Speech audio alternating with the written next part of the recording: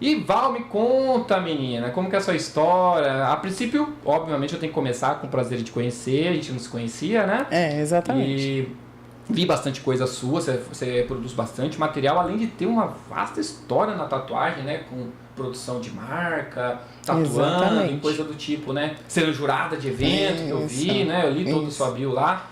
E É, é bem extensa, né? é bem extensa.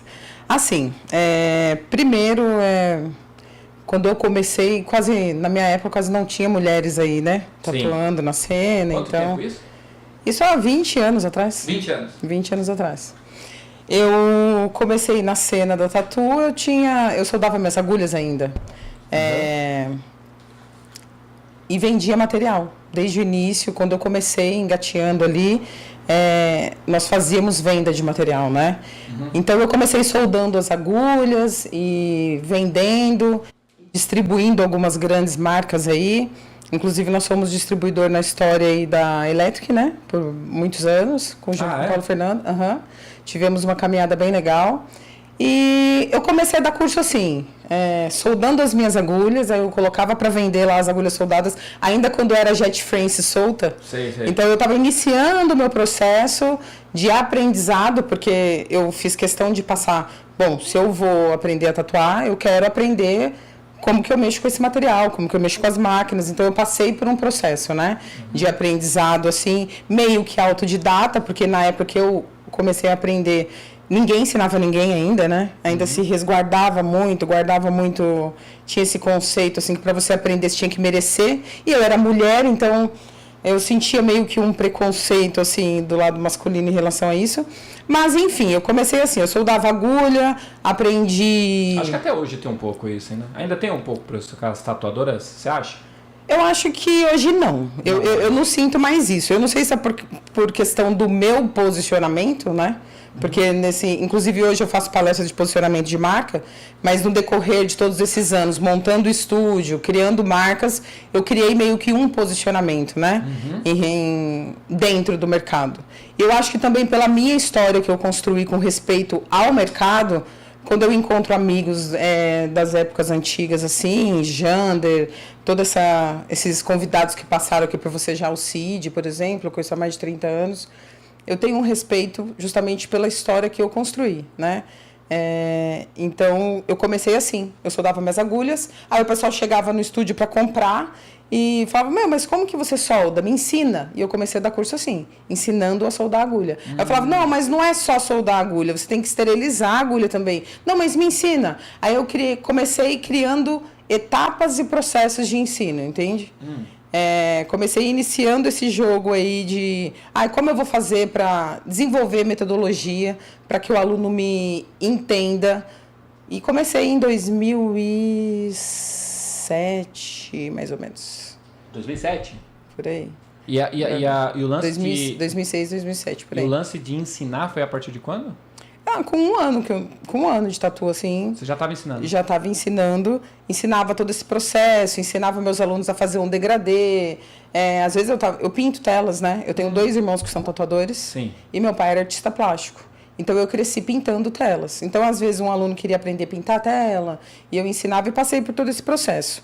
Mas o que eu gosto bastante na minha história, assim, é justamente essa consolidação como você estava falando no React ontem, né? Essa consolidação e essa seriedade no qual eu levei a minha carreira e entregar profissionais do mercado que realmente aprendam, né? O meu trabalho hoje é sobre, em todas as convenções que eu vou, que me dão a oportunidade de palestrar e tal, é sobre a conscientização e a importância do aluno passar por todo um aprendizado antes, como eu sempre fiz com os meus alunos, antes de chegar na pele humana. Toda uma construção, a construção de uma base, né? Teórica, antes de chegar na prática e depois praticar. Porque quando o aluno chega ali na pele humana, ele vai entender o porquê de ter passado por todo aquele processo ali, né? Então, hoje nós estamos num mundo muito imediatista e a maioria das pessoas que fazem curso são jovens. E são jovens ansiosos, e são jovens desesperados para pegar numa máquina e sair tatuando. Você acha então, que isso já é uma vamos falar assim, uma influência de rede social? Com certeza. Porque, como você disse, 20 anos atrás, eu tatuo há 11, mas eu já vivia o mundo da tatuagem antes de eu ser tatuador. Então, assim, era uma forma diferente de divulgar, uma forma diferente de estudar, uma forma diferente de tudo, né? Hoje, esse imediatismo que você está falando, que você encontra nos jovens, nos alunos de hoje, tem a ver totalmente com querer apresentar resultado em rede social? Também. Além de toda essa informação, quando eu comecei era Orkut, né? A Morrigan, inclusive, ela falou, a gente fez um podcast com ela, ela falou pra mim, Val, na época do Orkut eu te seguia, você já tatuava. Então, assim, você já era uma mulher ali atuante, me inspirou bastante, o que pra mim foi uma honra também, né? Eu vivi tudo isso, esse processo de mudança de comportamento do mercado, da leitura da tatuagem, porque antigamente a tatuagem, a arte antes tinha uma leitura, e hoje o aluno e o mercado é completamente diferente. Então eu passei por toda essa transformação do aluno, do universo do mercado em si, né? O que o aluno espera, como o comportamento do aluno e o comportamento dos professores também. Da galera que veio ensinando, da galera, né? Porque o workshop, desde que eu comecei a tatuar, existe. Antigamente a gente comprava CD, lembra? Lembro. Que tinha um cara fazendo uma tatu do início ao fim, a gente assistia aquele CD. Eu tive do Charles Avesso. Aquele DVD dele. Então, e aí, na época do DVD sempre existiu pessoas ensinando, com várias metodologias, só que hoje eu acho que os alunos estão diferentes e o mercado espera diferente, né? Acredito também em várias questões um pouco polêmicas aí.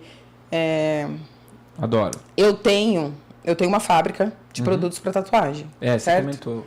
Fala pra gente isso um pouco, isso aí. Então, a minha história, ela veio assim. Eu tinha várias lojas espalhadas pelo Brasil, né? Nós trabalhamos com a Electric Ink. Então, falando isso porque é importante a gente dar essa ilustração pra quem não conhece, né? Isso, pra quem claro, é seguidor, aluno, conhece a sua história. Mas tem muita gente que vai assistir. Lembrando que todas as entrevistas ou bate-papo que rola aqui, tá tudo salvo aí, viu? Então, tem um playlist de quase 100 agora. Vai bater 100 logo. Convidados aqui no podcast. Então, vamos lá. Então, assim, a gente tinha 7 lojas espalhadas pelo Brasil, né? 7 lojas?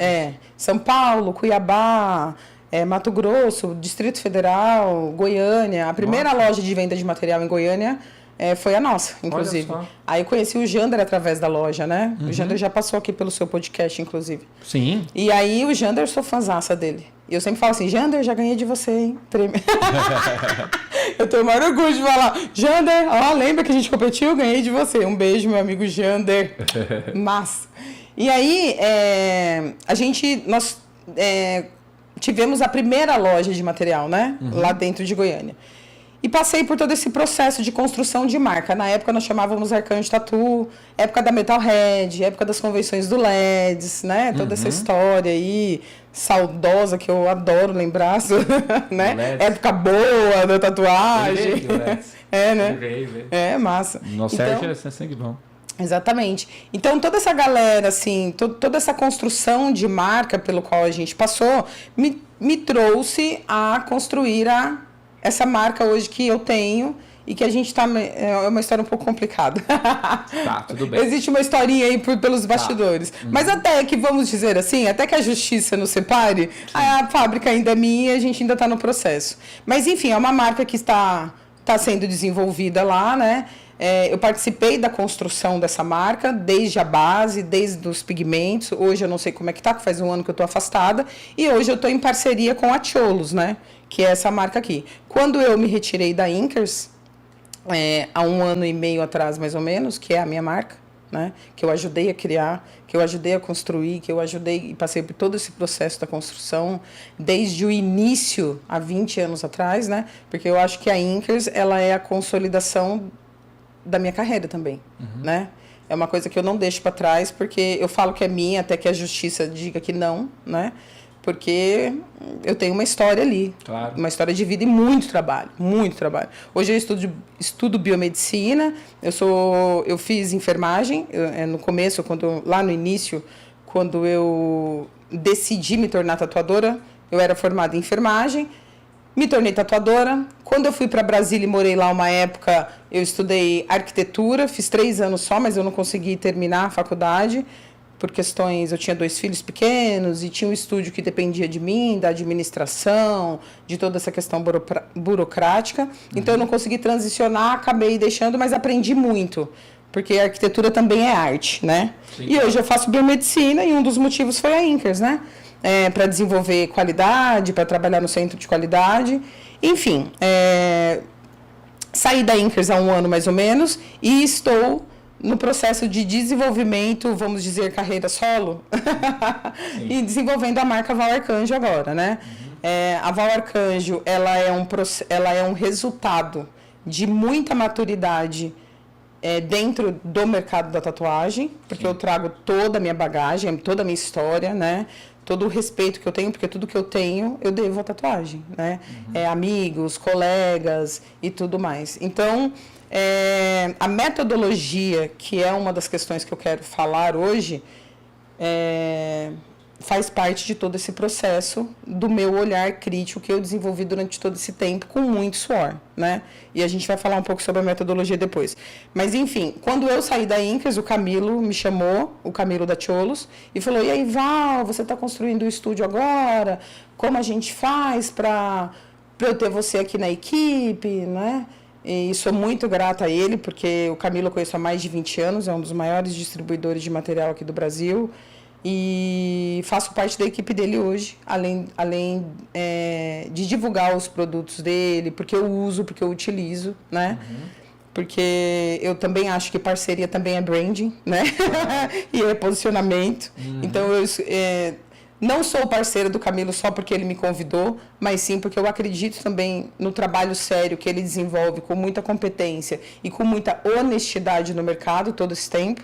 O ano passado na Tatuí que eu estava lá no stand dele e tal, e a gente está desenvolvendo um trabalho bem legal, sabe?